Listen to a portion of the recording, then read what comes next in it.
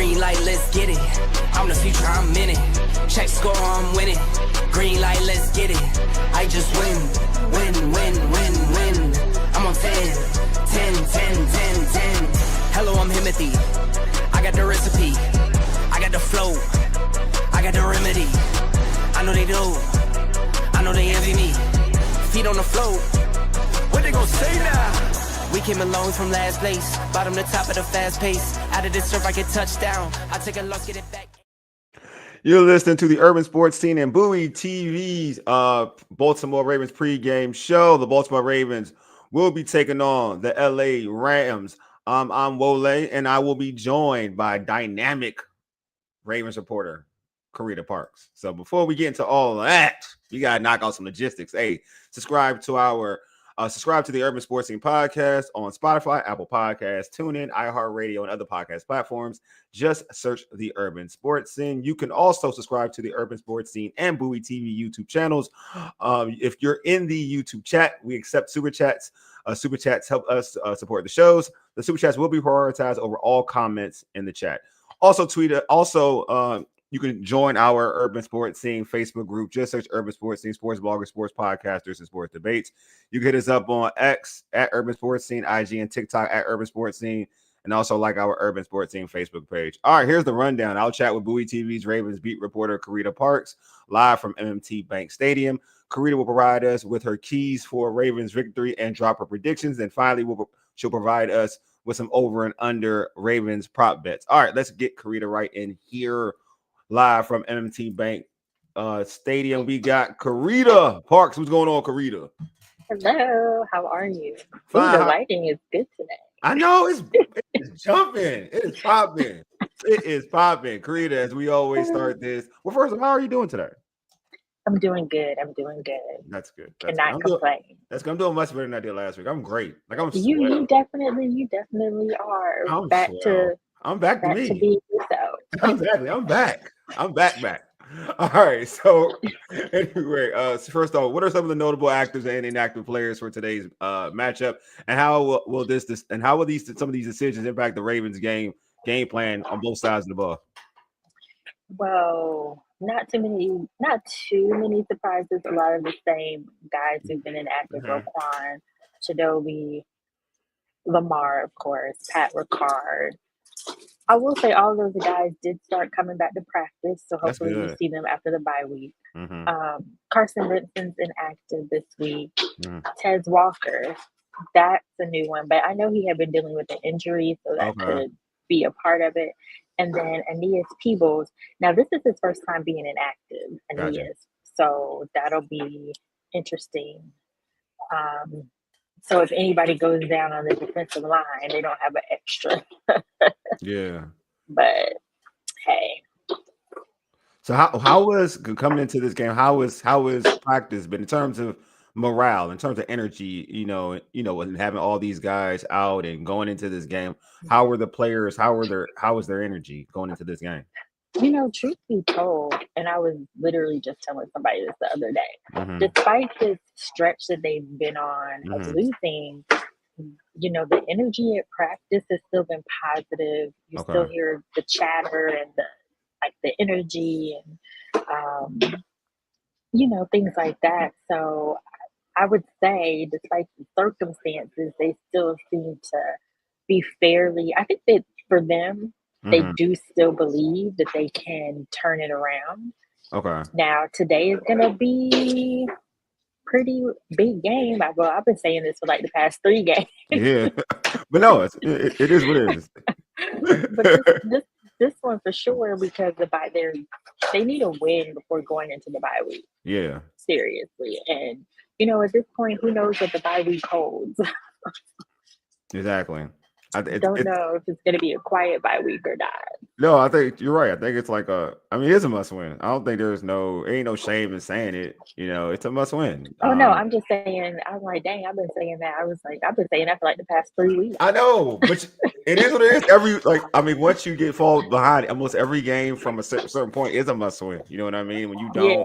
And even if they had won territory for a little bit, yeah. And even if they had won, real talk, even if they beat the Texans, today would still be a must win. You know what I mean?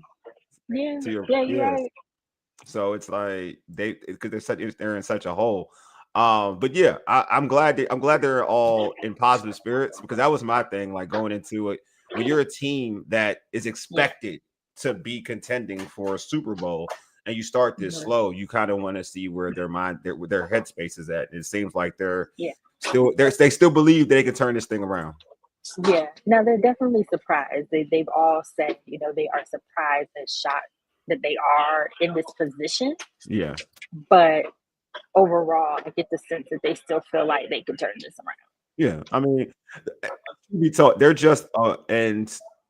just a win away from that being reality because you get your leader back after the bye. I think they're getting the leader back after the bye. I mean, and I do too, actually. I really felt like when he went down that they probably were going to keep him out through the bye week. And that's the smartest thing to do. Right. It's going to be more important for him to be healthy in the second half of the season. Yeah. Especially in the position that they are right now. Yeah.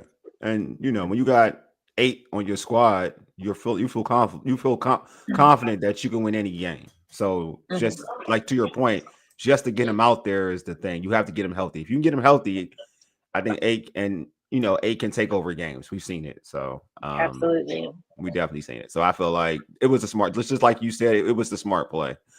All right. So speaking of 8's, out for the second straight week, how confident is this coaching staff in Cooper Rush is a command of the offense? And what adjustments do you think they've made from what happened last week with Cooper Rush at the helm? I mean, it's hard for me to say what adjustments they made because of the fact that we only see individual drills in practice, probably, so we don't. Was there any chatter? Was there any chatter though, like how they can play to his strengths and not his weaknesses or anything like that? Or not really. I mean, one thing about the Ravens and Harbaugh, they don't give hints away.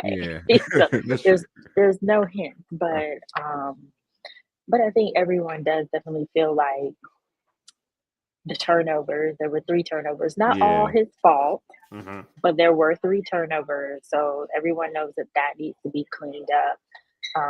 Getting the run game going still continues to be a priority. And so, yeah, that's kind of where we are. Speaking of run game, Derrick Henry is expected to show the most of the load. Last week he had like 15 carries last week. Yeah, something like that. So, how critical is it for them? Well, we know it's critical for them to have a great run game for them to win this game. But do you expect Derrick Henry to get like, even if they're down, to get 20 plus carries? Like obviously last week they fell behind so quickly that they felt like they had to get away from the run game. Do you expect them to like really be run focused in this game? Well, yeah, they have to get back to that. That's their identity. So, and like I just told you, throughout the week, that has been a theme. And throughout the past couple of weeks, the theme has been trying to get the run game going. Now, teams have definitely done a better job of stopping the run game, particularly Derrick Henry. But they got to get back to their identity, and that's just what it is. Yeah, I agree. I think you got to get Derrick Henry's they got to tap into that Derrick Henry. But they got to stick to him too. Yeah, that's what I mean. That's what I'm saying. They got to tap into that Derrick Henry usage that, like, say, and I'm using another team that the Titans how they used to utilize Derrick Henry. It was more like, all right, we know our passing game ain't it. We got you, so it don't matter. Like, we got you. We're gonna run. We got to run on third down. We'll run on third down. Like, it could be 3rd and 3. We're gonna run the ball. We're not gonna throw it. Like, it's got to get to a point where you trust Derrick Henry more than you trust any player on your offense. Part of me feels like with the Titans, they didn't have as many options, right? Yeah. And I think that sometimes that does get in the way with the Ravens, is that they do have so many options on offense. Yeah. No, I agree with that. I just feel like I also think that I don't think that should change no. I mean, I'm still in agreement with you on that, but I do think that that's probably a part of it. No, I agree. I think because when you have a player like Zay Flowers, especially Zay Flowers, you got some of the tight ends. You want to feel like you can throw the football, but also I'm like, you got to look who's throwing the football though. It's a whole different question. I get you got weapons, but it's who throwing you the football. Is like, all right, I hear you though. it sound good. It sound like you got D Hop. It sound good. Like D Hop, you good, man. Zay, you like that, but I'm sorry, your game is predicated on rush throwing you. Fit number 15. It's 15. Yeah. Yeah, I mean, you're It's right. predicated number 15 throwing you the football. So you may not be as good right now because number 8 ain't throwing you the ball. Right. So I'm like 22. And in some ways, I feel like they are used to Lamar throwing them the ball. I kind of feel like that may have been a little bit of the issue. It shouldn't matter, but I do think that was probably a little bit of the issue last week. Yeah, it's I mean, it's true. Like chemistry is a big thing. So I get it. Like Lamar has great chemistry with those guys.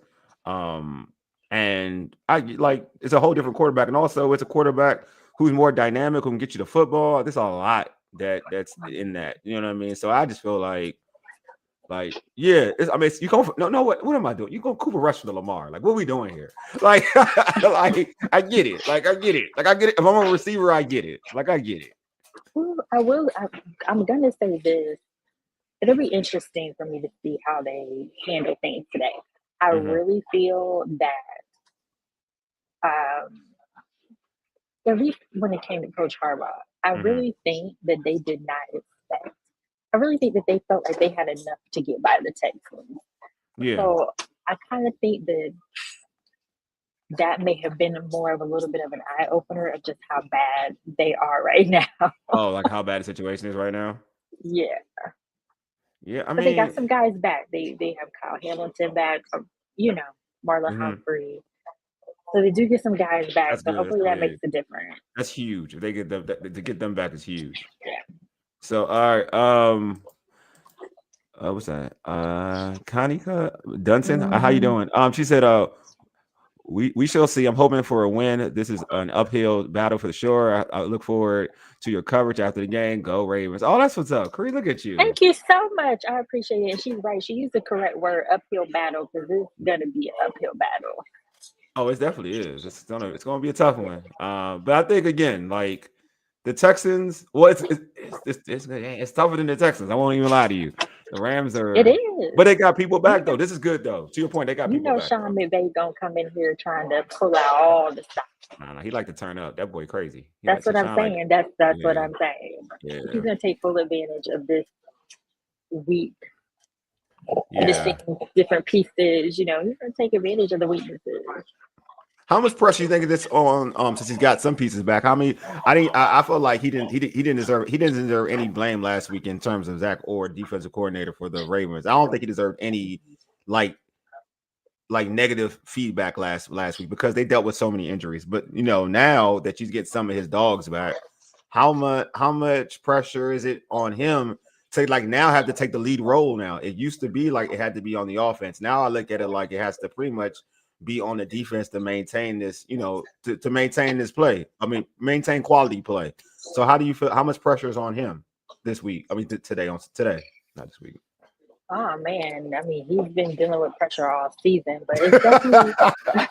I mean, seriously, Yeah. I don't think today is any different than the past few weeks, except for people are going to expect more from him this week because his weapons are back, just because going into the bye week. To our point earlier, Cooper Rush is the quarterback. Yep. So there's they need the defense to make some plays, get some turnovers. I will say this though, I don't typically see Zach Orr in the individual drill period being very hands-on during that time because they have position coaches, right? So he doesn't have to be. He doesn't need to be. But this week, he was up in there. Oh, he was really? Trying to work. Oh, yeah. He was trying to work with them on blocking.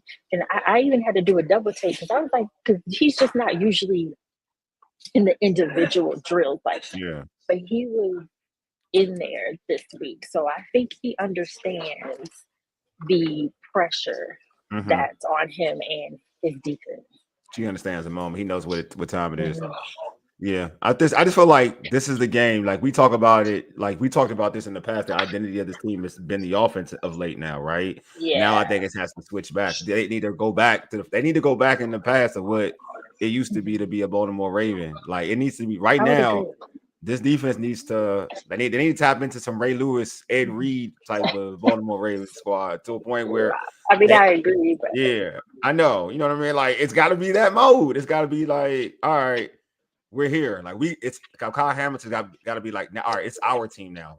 It ain't. well, you know, Mhm. oh, Go ahead. speaking of Kyle Hamilton, you know they brought in a new safety, Alohi Gilman, Yeah. this week, and there's a lot of chatter that, well, one of the reasons they needed help in the secondary, but two, also there's a lot of chatter that this might move Kyle Hamilton closer to the line of scrimmage since they've been having so much trouble getting to the quarterback. And now that I think that now that they brought Alohi in, I think they feel like they have someone reliable in the secondary so that they can move Kyle Hamilton around more. So we'll see if that is what happens. But so he's gonna play off the rip. He's gonna play. He's supposed to play today. Oh, that's wild. That's interesting. Jeez, they not playing. They not playing. They not playing. He did say he's familiar with the Rams from his time with the Chargers. So got it. I mean, obviously the Ravens is a different system, but I think he feels comfortable with the opponent. Okay. Interesting. All right. So defense. Speaking of defensively, the Ravens have like have battled. They will have Wiggins and Hamilton, right? They will have both, right? Confirmed. Yeah. Okay. And Humphrey. Humphrey. All right. Cool. So I mean, how does this like secondary? How does his secondary you feel like match up or line up against, say, the Rams with Matthew Stafford, Puka Nacua, and Devontae Adams? I keep Devontae Adams on their squad too. So how does do you feel like that's the key matchup within this game? Yes, but based on the past few weeks, they haven't been able to stop nobody. So I hope,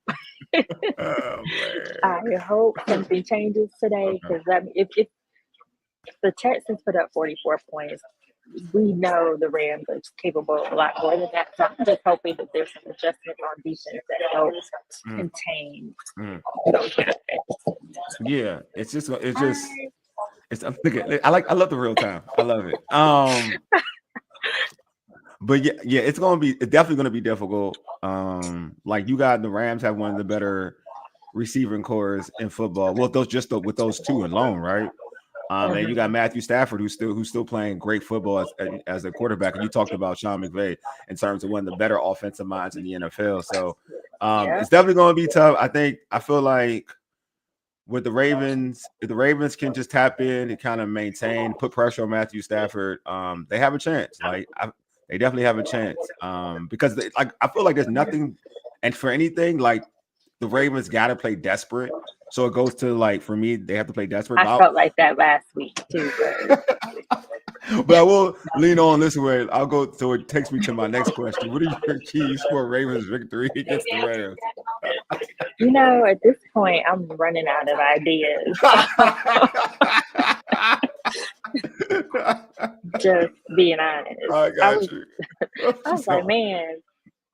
But I think a lot of it does go back to what we talked about earlier. Just making sure that they get the run game going. Cooper in the offense, they've got to move the ball this week. They've got to find a way to do that. And this is the week the defense needs to try to get turnovers. I know that's something that they've been working on, and it hasn't happened. They're at the bottom of the league with 2 turnovers. And can you believe my Jags are at the top of the league? Let me just drop that. I like how you did that. I like how you did that. I like how you drop that in there. But they're at the bottom of the league in turnovers, which is extremely surprising for a Baltimore Ravens team. Yeah. So they need some turnovers today. That was slick. I like that. Especially I really wanted to bring out that stat about the Ravens. No, I got you. A good time just because honestly, it was a little. It's surprising to see that just flip.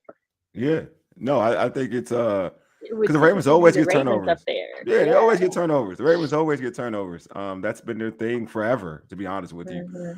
Shoot, I used to get them a fantasy football because that alone, like they used to get turnovers all the time. They need to create turnovers. Matthew Stafford does give you if anything, Matthew Stafford does give defenses an opportunity to get picks. Santiago, said I agree, Santiago. He said hard to believe the Ravens are 1-4. Believe me, bro. When I see the record, I'm surprised too. 1-4 is crazy. It's wild to me. I don't care how tough the schedule has been, because it has been a tough schedule. But still, like I'm always expecting the Ravens to kind of like, because they're the Ravens, to still be on like anything 2-2 at the least. To be real with you, something that or 3-2 or 2-3. Excuse me. To that point, I think one thing that is a little concerning to me is the continuity on offense. And pretty much, I mean, there are some new pieces on defense, but they have most of their guys. So the fact that they don't go from one season to the next being able to continue that momentum, I don't know if I quite know what that's about. I know it's a new season, but at this point, most of them have been together for at least 2. Agreed. I totally agree. New non-swirls on. What's going on? Carita, if Baltimore doesn't make the playoffs, should there be a change in coaching staff next season? I think there probably would be, depending on the role. Okay. I feel like they would kind of balance that a little bit, right? Because of the fact that this would be the first time in the last 3 years that they hadn't made it to the playoffs. So I don't know that they would do some large, wide-scale change, but I do think that there would be certain positions that they would look at for sure. Yeah, I think they don't make the. I will say, if they don't make the postseason, with this roster, it's the roster for me. It's like the pieces that are on this team, they should not be at 1-4 right now. Yeah, I agree. It definitely shouldn't be in a situation where we're questioning if they make the playoffs. Yeah. Sounds like I agree, Carita. They know the standard there. Yeah, they do. They absolutely do. Yeah, it's wild. Just wow. All right, so let's get into it. So give me your predictions then, Carita. What's your prediction? What's gonna happen? What's happening today? What's the vibe? What's going on? At first I thought it was going to be raining today because it was supposed to. So I think it'd be like a lower scoring game because of that. It's still windy. It's still pretty windy. So I think that will favor some of the passing. Which would be good. Yeah. So I think I'm going to go with like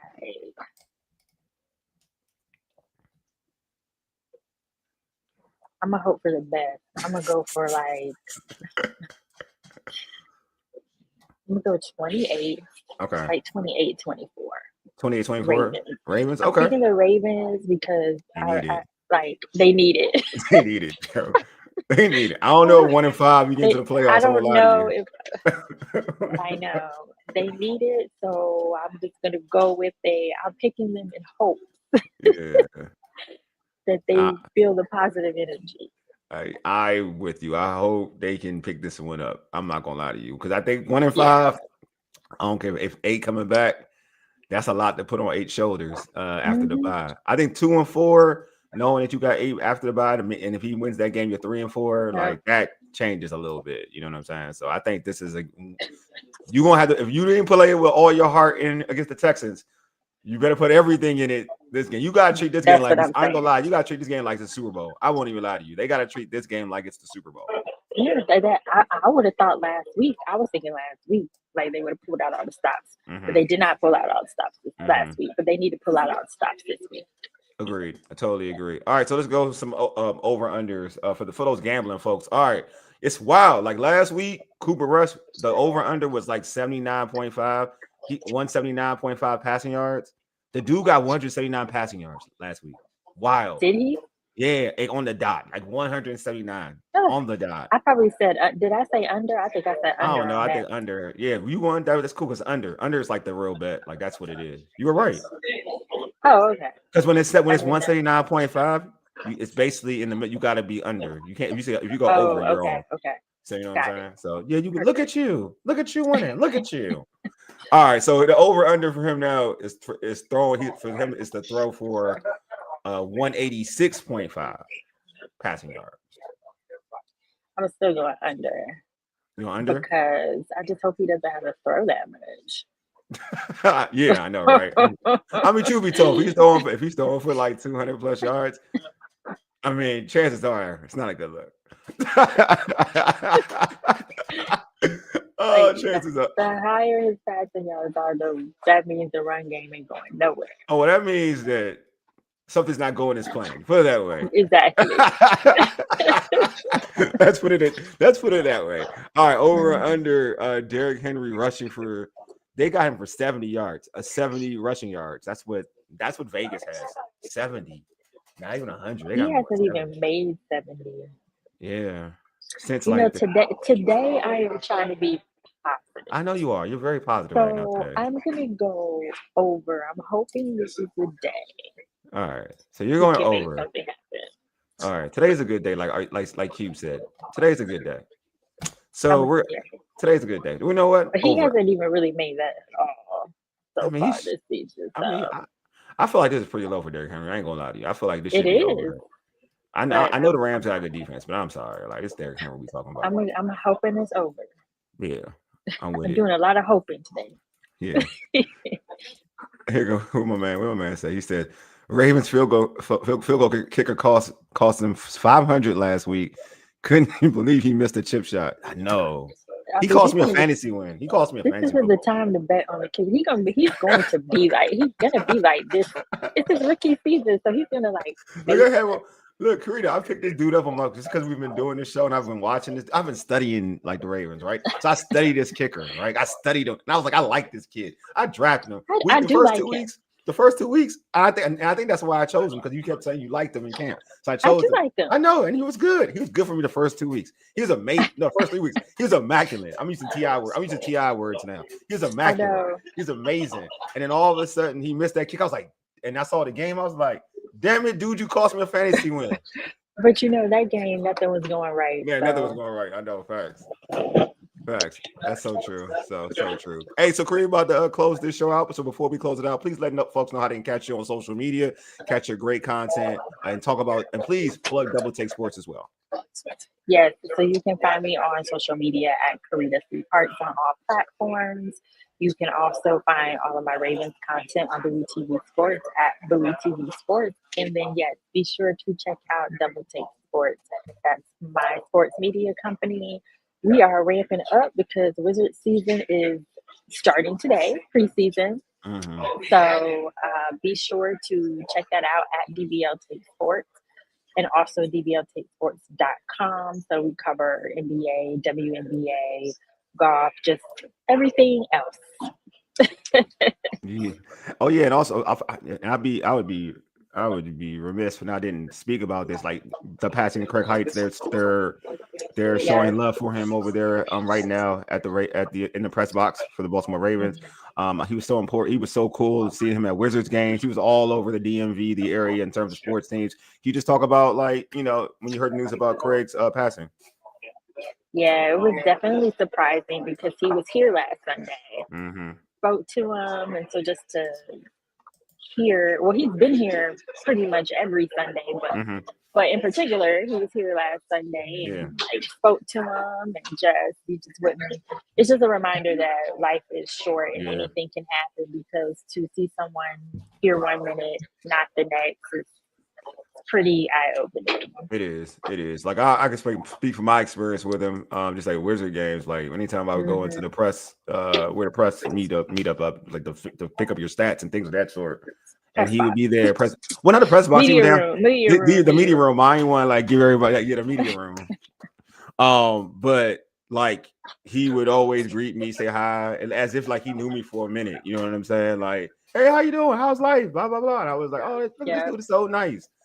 So yeah, man. R.I.P. Craig Heights. And that's where I first met him. Actually, was Wizard stuff. Yeah, and he'll greet you. Like it's like some people are like real standoffish, but he's not. Not at all. Yeah, that's what. So like R.I.P. Craig Heights, really cool dude. But yeah, again, hopefully a Ravens win. We'll see what happens. We'll tap in on the pregame, on the post, or the recap show, which is Tuesday, 8:30. Unless things change and life changes, then we can move that around. I ain't gonna lie to y'all. I'm gonna keep it a bean with y'all. But anyway, man, I appreciate y'all for pulling up. Anyway, you've been listening to the Urban Sports Scene for ages. Yeti deuces. We are out. Peace.